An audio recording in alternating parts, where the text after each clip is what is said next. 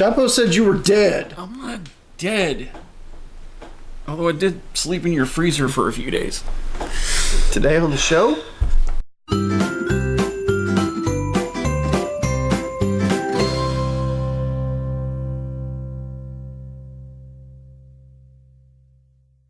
Good morning, scallywags. Hope you guys had a good weekend. Yes, I am back, and I'm still very, very sore. Sitting up straight is hard to do. But he's toughing it out with us, so we could bring you our Monday, what you might have missed. So I might have to sit in kind of funky positions here just because it's hard to breathe. My butt's fine. He just can't take a good breath. I had abdominal surgery, had some scar tissue removed, had some work on my intestines done, had a hernia fix, all kinds of stuff. So my stomach is very, very sore, and I need to be reclined, but I'm not reclined. I'm sitting up straight. But I'm still very swollen too, which that's fun because it wasn't swollen enough as it was. Yeah, well, anyway.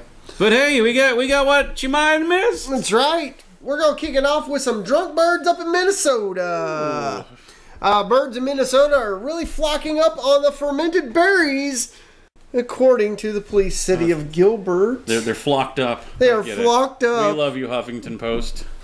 Tuesday, a couple Tuesdays ago, the department posted a notice on Facebook warning citizens. Can we just kick things off right and just say hashtag getting flocked up? There you go. Yeah. Yep. They warn citizens that they have received several reports of birds that appear to be under the influence, flying into windows, cars, and acting very confused. Matthew Dotter, a self-described bird guy. But what do you do for really? I'm a bird guy. In Palo Alto, like a superhero. I'm Birdman. No, you're just bird guy. Harvey Birdman. Matthew Doddard of Palo Alto, California, told the Washington Post that since there's no such thing as a birdie breathalyzer, you have to look at their flight behavior to give their level of avian intoxication. They'll be flying kind of erratically. We typically see them flying lower than usual through traffic. They're just careless, he says, and not looking for cars or other obstacles. They just get sloppy and clumsy, Doddard said. They have actually fallen out of trees on occasions. Man, wow. The Gilbert Police Department said that the birds will likely sober up soon after the fermented berries are eaten and ask locals not to call unless they see, quote, angry birds laughing and giggling uncontrollably and appearing to be happy, unquote, or Tweety acting as if he's 10 feet tall and getting into confrontations with cats. And then next week we get to do a story about birds with hangovers. Because that's never a good thing. Tweet! Oh! Jesus. Can you tone down the morning tweets? Please. Well, you got... Not all of us are happy this early in the morning. Right. You got birds, I got bears. Bears? Oh my! Alaska's fattest bear praised for her radiant rolls and her fabulous flab. There's something you never thought you'd hear. Big is beautiful. Big is beautiful.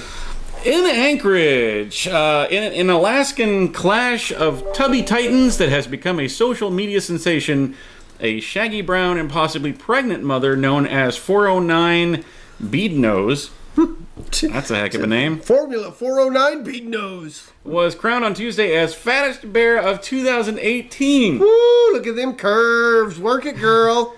Beadnose nosed out a larger Alaskan bear, a male called 747, and likened to a jumbo jet in online votes collected by staff at Katmai National Park and preserved during a wildly popular event called Fat Bear Week. No, there's coming next year on Discovery Channel. Fat Bear Week. Male bears are bigger, but Beadnose was deemed to be more rotund. Her radiant rolls were deemed by the voting public to be this year's most fabulous flab. The park said on its Facebook page, our chubby champ has a few more weeks to chow down on lingering salmon carcasses before she heads up the mountains to dig herself a den and savor her victory. And oh, how cozy and warm she's going to be this winter. Oh, yes.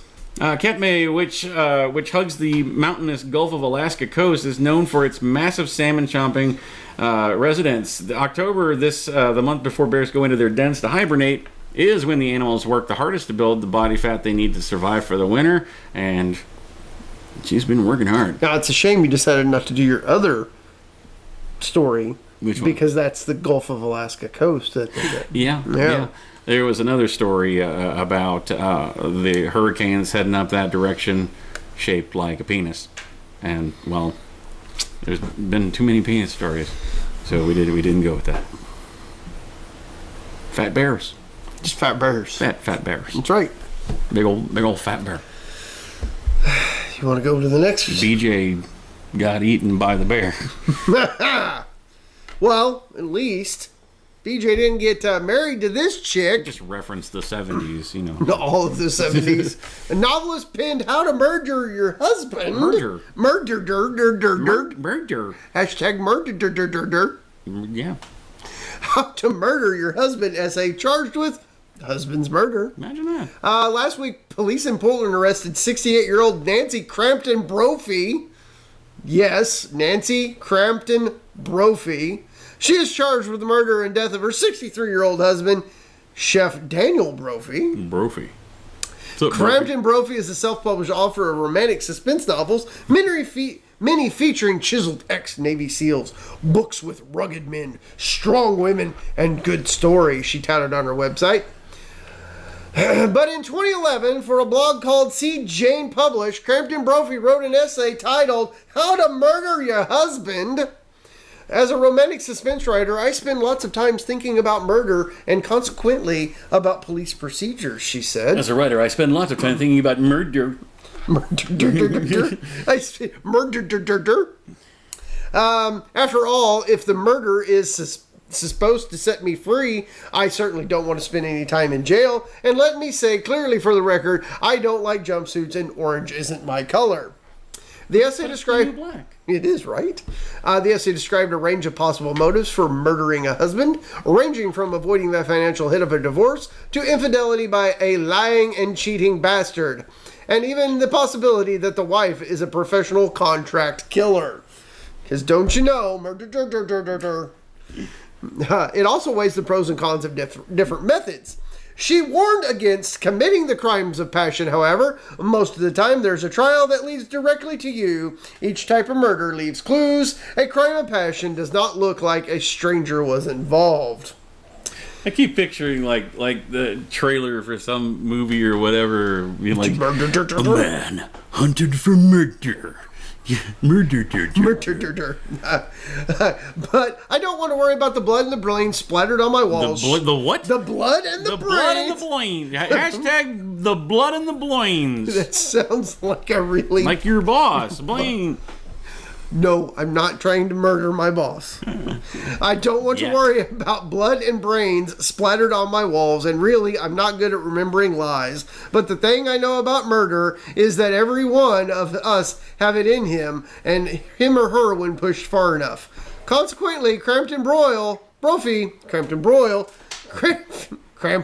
was arraigned in Multnomah County Circuit Court on Thursday. The judge approved a request by prosecutors to seal the court documents outlining the case against her. We say hashtag prosecutioners. Prosecutioners. I mean prosecutors? Prosecutors. Yeah.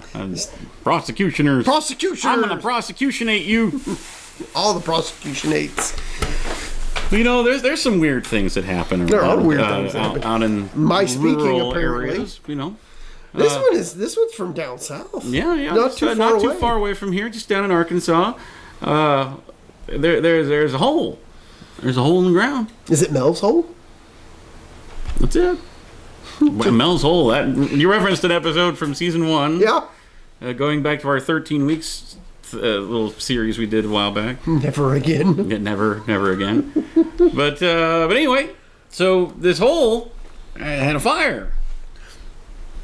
Okay. And they don't know why it had a fire. Did somebody put a...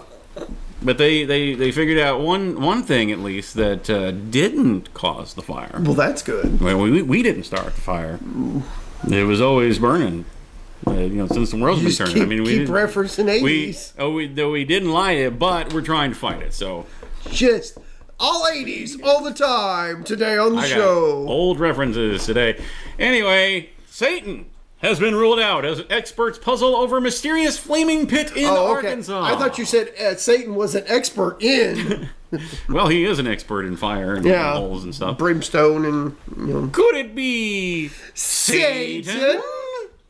Experts are trying to determine the cause of flames of up to 12 feet high, spontaneously erupting from a pit in Midway, Arkansas just last month. So far, they've come up empty, but they know what didn't cause it. Can you guess what that is? Oh, wait, we already said it. Yep.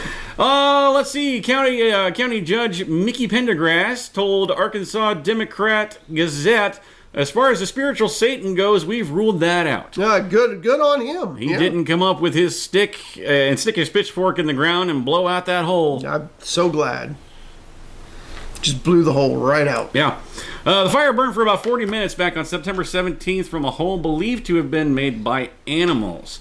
Let's see. They took a temperature reading, and it showed 780 degrees inside the hole. Fire Chief Donald Tucker told the Springfield News Leader, "Hey, hometown." Yep. But what caused it, I have no idea. There's no gas lines nearby, and there's no smell of natural gas. They also ruled out a meteor strike, as the 3.5-foot deep hole had been there for quite some time.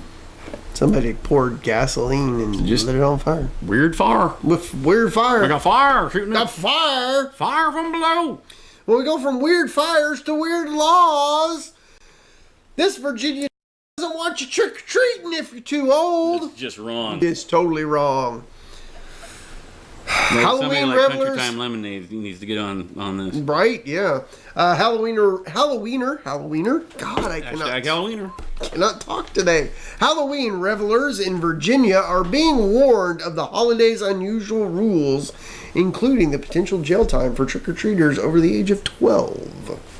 The city code in Chesapeake, Virginia puts strict limits on trick-or-treating, including making it a misdemeanor for anyone over the age of 12 to don costumes and go door to door for candy. Because damn people having fun. I know, right? The code lists the penalty for overage trick-or-treating as fines up to $25 to $100 and up to 6 months in jail. Hi, you're 13. Trick-or-treating. Putting your going in the popo to the jail. You're 13. You can't do that no more. This is what's wrong with America today. Historians said that Halloween wasn't widely celebrated in New England, like that's a reason for the law, but it was spread from other states to commonly be celebrated in the 1950s. The City of Newport News also restricts trick-or-treaters to children 12 and under and adds that no accompanying parent or guardian shall wear a mask of any type. So you can't even dress up? Yeah, it's pretty much you just go knock on the door in your everyday clothes and go trick-or-treat. I also want to hashtag trick-or-treater Halloweener. Sure. Why not? Halloweener trick-or-treat. I don't know. Halloweener trick-or-treater. Yeah. Well, I have the quite possibly the greatest music story that's ever Better than the grainy DJ? Oh, better than the Granny DJ. Better than the old men going to the rock concert? Better than the old man going to the rock concert. Oh, be still my beating heart. You know, musicians having feuds with one another, it's nothing new. No, you know. They have beef all the time. Yeah, like Weird Al and Coolio. You know, famous beefs like that. That really happened. But this one is just, it's the context of it that just makes it so wonderful. Insane Clown Posse, Shaggy 2 Dope attacks Limp Bizkit's Fred Durst with a flying kick. Wait a minute, both of those bands are still relevant? Yeah, they're still around. Why? Yeah. Forget Conor McGregor and his 229 defeat at the hands of Khabib, you know that guy. Khabib Nurmagomedov. That's a Russian name for sure. Yeah. And here's your Russian clip of the day. Nurmagomedov? Sure. Yeah. The biggest battle of the weekend took place on a concert stage at the Rock Allegiance Festival in Camden, New Jersey. It involved Limp Bizkit frontman Fred Durst and apparently his longtime nemesis, Insane Clown Posse's leader, Shaggy 2 Dope. Because those are just, they're like WWE, they're, tonight at this concert. I actually have to interject here because it says they're a longtime nemesis, but they just like I know this from listening to the story prior. This is not knowledge that I have on my own. They recently collaborated and like have actually not had a beef going on. So they I don't know collaborated what that's all and about. listened to each other? I don't know. Yeah. They stopped, then they collaborated and listened. Apparently he didn't stop quick enough. Yeah, right. For a man who is part of a group that frequently sings about their love for their exes, it was decidedly a foot-to-ass affair. Well, at least it would have been had anyone actually landed a blow. But no, drunk on his beloved Fago, Mr. Two Dope took to the stage and launched a kung fu-flavored assault on Mr. Biscuit that didn't land him anywhere but in the loving hands of venue security. Oh, please tell me there's video. There's video. Yeah. We'll get to that in a second. This attack wasn't random. Limp Bizkit had just finished their cover of George Michael's Faith, and that song allegedly triggers a microchip in Shaggy Two Dope's brain that makes him want to kung fu everything in sight. Kung fu grip. That's not true. At least we hope it's not true. It might be. Who knows? Let's see. Anyway, Durst seemed to enjoy the whole thing. He had some comments that I'm not going to repeat that he said to the audience, basically just joking about how he couldn't pull off the kick. Then he led a chorus of na na na na hey goodbye as security took him out. The most authoritative source on hilariously stupid music feuds out there, which would be citing Reddit.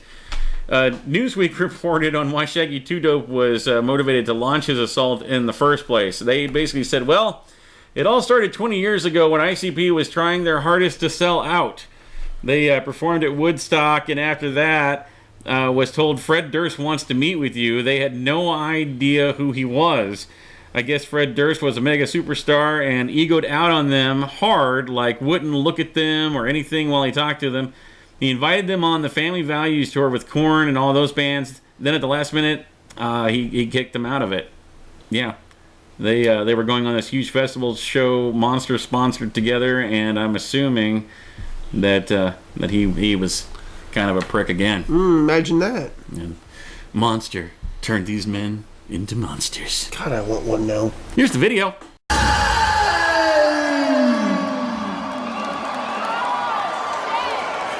I liked how quick the security guard lumbered out there too. Just oh, let me just.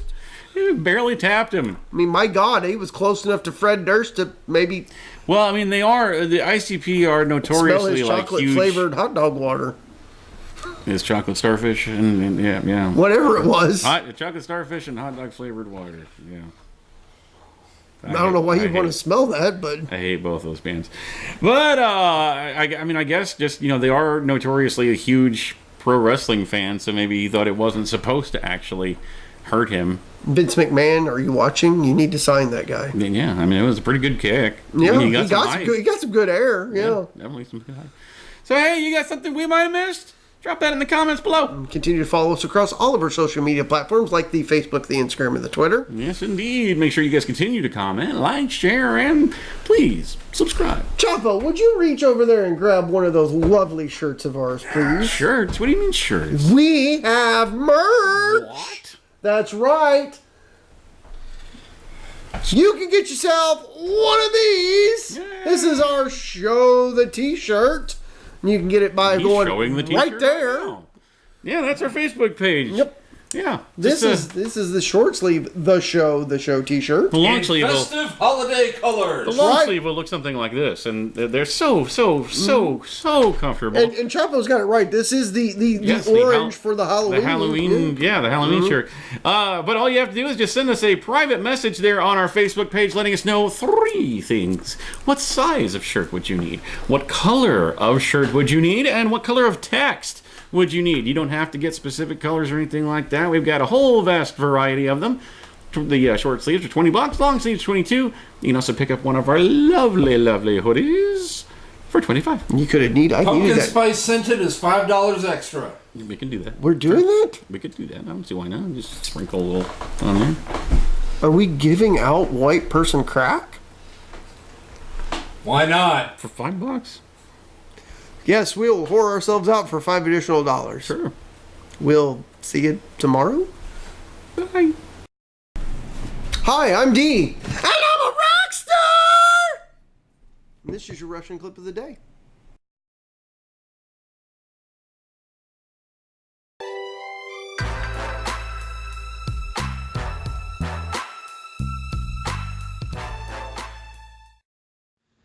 Hey guys, thanks for watching that video. We hope you enjoyed it. Yeah, and if you liked what you see, go ahead and click on our faces to go ahead and subscribe to get all of our Monday through Friday stuff. Indeed, and here's a couple of links down below that you can follow to watch more shows like it. Tons of great content right here at Scallywag Productions. We'll see you tomorrow.